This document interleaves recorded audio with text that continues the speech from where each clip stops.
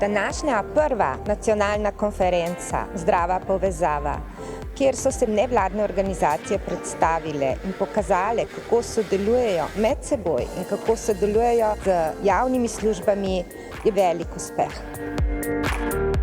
Priložnost, da se na enem mestu zberemo vsi nevladniki in tako Ministrstvo za zdravje, ki tudi organizira ta dogodek, se mi zdi neprecenljiv, že iz tega stališča, da imamo možnost deljenja mnenj in širjenja naših obzorij, kako priti še do lepših in boljših uspehov v preventivnih akcijah. Ministrstvo za zdravje je v preteklih letih omogočilo delovanje 75 organizacijam in sofinanciralo kar 85 programov. To je skupen uspeh zdravstva in tudi vseh vas, ki delate v lokalnih okoljih in pogosto darujete svoj prosti čas. Pomagate bolnim, ozaveščate o zdravih izbirah in se trudite za uresničevanje z zdravjem povezanih ciljev.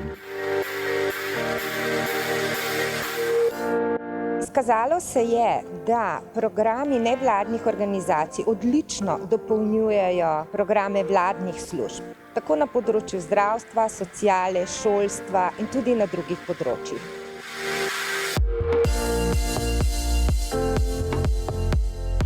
Ta pristop, sodelovanje javnega sektorja z nevladnim sektorjem, zelo močno orodje za to, da v bistvu naredimo tisto, kar na politični ravni deklarativno rečemo, tja je treba, to so naši cilji. Zato smo zavrteli en proces, kjer smo povabili vse nevladne organizacije, da so nam v več sestankih predstavili natančno svoje projekte in razložili, kaj točno delajo. In ko smo to poslušali, smo rekli, tole je pa tako dobro, da je vredno, da predstavimo širši slovenski javnosti in zato smo se odločili, da organiziramo takole konferenco.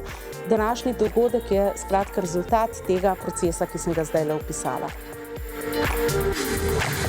Na ministrstvu si bomo še v prihodnje prizadevali, da bomo podpirali delo nevladnih organizacij, da bomo še naprej zagotavljali kompetence in profesionalizacijo, torej tudi zaposlitve, saj so le na ta način nevladne organizacije lahko naš dober partner pri sprejemanju odločitev in tudi pri zagotavljanju pomoči ljudem tam, kjer jo najbolj potrebujejo.